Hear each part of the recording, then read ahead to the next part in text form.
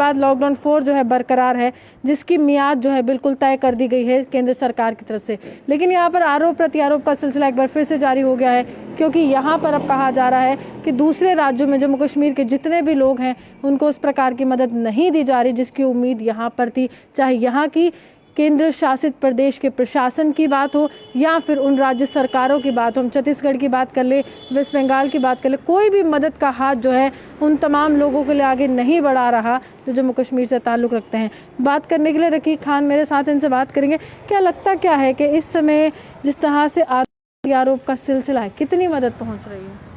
देखिए, जहाँ तक हम बात करें जम्मू कश्मीर की यूटी एडमिनिस्ट्रेशन की, तो यूटी एडमिनिस्ट्रेशन जम्मू कश्मीर की वेस्ट बंगाल को लेकर पूरे तरीके से फेल हो चुकी है।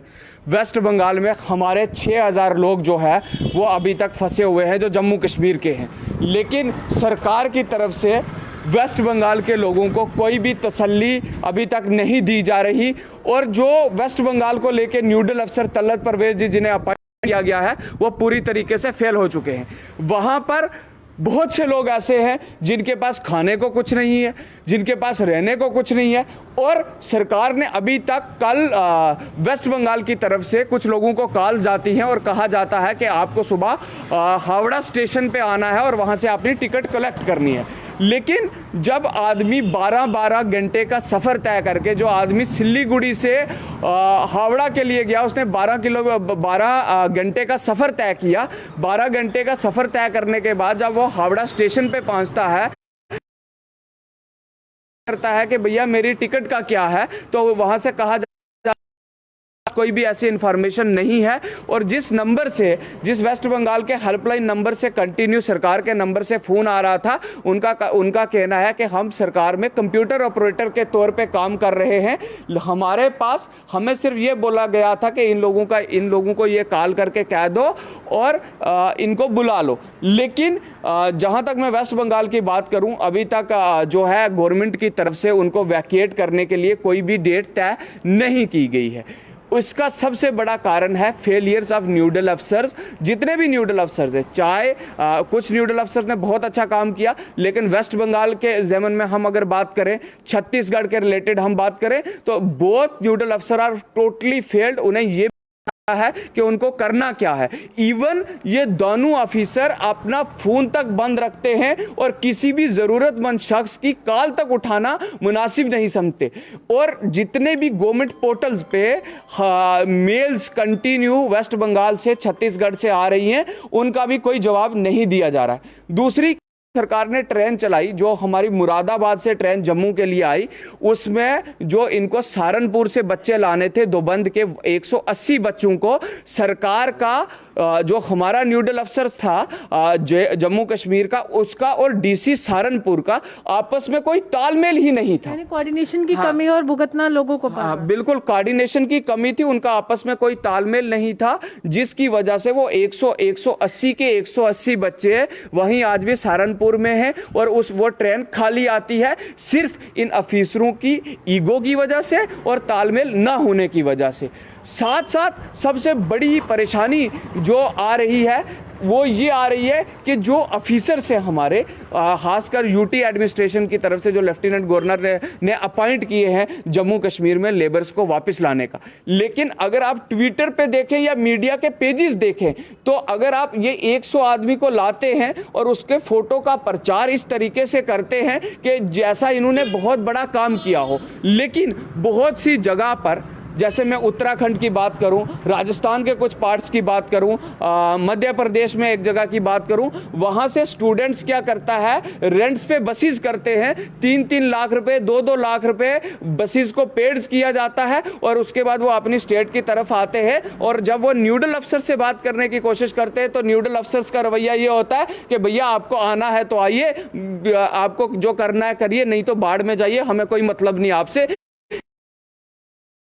का आया है वो ये बहुत ही शर्मिंदा है, बहुत ही निंदनीय है, मैं इसका विरोध करता हूँ। सरकार दावे कर रही है कि हम हर तरह से हर तबके तक मदद पहुंचा रहे, हर एक उस व्यक्ति को छूने की कोशिश कर रहे हैं जिस तक कोई नहीं पहुंच पाया। एनजीओस का भी जिक्र है, लेकिन कहीं ना कहीं अगर नोडल ऑफिसर्स ही इस तरह से बर्ताव करेंगे, उन बच्चों को कहीं ना कहीं वो महसूस होगा कि हम कहाँ फंस गए हैं, हमारे लिए तो न सरकार है न प्रशासन है। देखिए, सरकार अपनी तरफ से कितना बढ़िया काम कर रही है मैं उसमें नहीं जाऊंगा। मैं खासकर जम्मू कश्मीर के जो लेबर्स, माइग्रेंट लेबर्स है, स्टूडेंट्स है, जो दूसरे स्टेटों में फंस चुका है, उसको लेके जितना भी रवैया इस सरकार का रहा है वो बहुत ही गलत रहा है, बहुत ही निंदनीय रहा है। अगर हमारी यूटी के एडमिनिस्ट्रेशन से और लेफ्टिनेंट गवर्नर से मेरी एक ही अपील है कि ईद से पहले पहले जितने भी लोग आउट ऑफ स्टेट फंसे हैं उनको वापस लाने के लिए भरपूर इंतजाम किए जाएं और प्रायोरिटी पे उन लोगों को वापस लाया जाए, वरना ये हालात बहुत ख़राब हो रहे हैं जिस तरीके के हालात बन रहे हैं। दूसरी तरफ कुछ वीडियो क्वारंटाइन सेंटर्स की जो लगातार है वो सोशल मीडिया पे वायरल हो रही हैं। क्वारंटाइन सेंटर्स में जहाँ तक हमने भी देखा, हमें भी बहुत सारी कॉल्स आती हैं और लोग उनके फोटोज़ भी वहाँ से आते हैं। क्वारंटाइन सेंटर्स के अंदर सरकार जो है वो पूरे तरीके से फेल हो चुकी है। सरकार को खुद ही नहीं पता है वो करना क्या है। अगर सरकार रात को ये कहती है कि हम लोगों को सुबह हमने लोगों के लिए वाजवान की प्लेट तैयार कर दी है या एक वेज खाने की एक बढ़िया सी प्लेट तैयार कर दी है जिसमें पनीर, दाल, शक्कर, मखनी सब कुछ है, लेकिन जब सुबह देने की बारी आती है तो कहा जाता है ना हमारे पास दाल है, ना वो प्लेट है, ना वो वाजवान है। तो ये जो नजरिया है ये गलत मतलब है कि दिखाया कुछ जा रहा है और असल में हो कुछ रहा है। बिल्कुल दिखाया अलग जा रहा है और हकीकत में कुछ हो रहा है। और इन सारे जो ये चीज़ें हैं, इन चीज़ों को लेके जो वीडियोस बाहर आई हैं और जो लोगों का बोलना है, जैसे वेस्ट बंगाल की मैं बात करूं, वेस्ट बंगाल में हमारे 6000 लोग फंसे हैं, अभी तक सरकार ने वहां कुछ नहीं किया, बड़े बड़े बातें की गई। छत्तीसगढ़ में केवल 23 स्टूडेंट फंसे हैं, अभी तक वहां कुछ नहीं हुआ।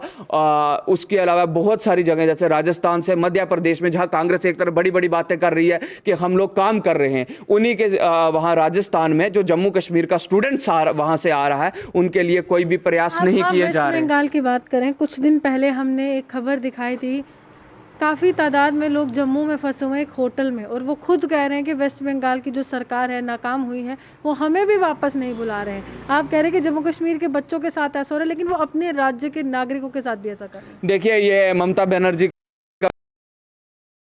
बढ़िया रुख नहीं है। मैं उनकी शदीद अल्फाज में मजम्मत करता हूं ममता बनर्जी की कि आज वो अपने ही लोगों को वापस नहीं लेना चाहते। बात अगर हम जम्मू कश्मीर की करें पूरे की, तो पूरे जम्मू कश्मीर में बहुत सारी बंगाल के लोग हैं, छत्तीसगढ़ के लोग हैं, या किसी दूसरे ज़िले में, या वो श्रद्धालु बनकर आए थे या किसी दूसरे रवैये। हमारी सरकार ने, हमारी एडमिनिस्ट्रेशन ने कहीं ना कहीं उनको वापस भी भेजा है, लेकिन वापस जिनको भेजा है वो पिक एंड चूज पॉलिसी के तहत भेजा गया है। जो अच्छे परिवारों के लोग थे, जो बड़े परिवारों के लोग थे, जो हाई क्लास लोग थे, उन्हें वापस भेजा गया। जो सच में गरीब आदमी है, जो पोर माइग्रेंट लेबर है, जिसका किसी तक रुसवाई नहीं है एडमिनिस्ट्रेशन में अच्छी, वो भी बहुत ज़्यादा परेशान है और कहीं ना कहीं उसके हालात बद से बदतर होते जा रहे हैं। सरकार को जल्द से जल्द इस पर कार्रवाई करनी चाहिए। साफ तौर पर इनका यही कहना है कि हकीकत कुछ और है और दिखाया कुछ और जा रहा है। हालांकि ये भी साथ ही साथ अपील कर रहे हैं कि प्रशासन हरकत में आए और तमाम उन राज्यों में जहां पर जम्मू कश्मीर के, चाहे हम युवाओं की बात करें, चाहे तमाम उन लोगों की, या अगर कोई टूरिस्ट वहां पर फंसा हुआ, कोई भी व्यक्ति जो बाहरी राज्यों में गया हुआ है, उसको बाहर निकालने की जिम्मेदारी उठाएं, क्योंकि सबकी नज़रें इस समय लेफ्टिनेंट गवर्नर के उस प्रशासन पर टिकी हैं जिस जम्मू कश्मीर को केंद्र शासित प्रदेश का दर्जा भी दिया गया है। इसी के साथ कैमरामैन गुलशन कुमार के साथ मैं रूहानी आपसे बता देती हूँ। नमस्कार।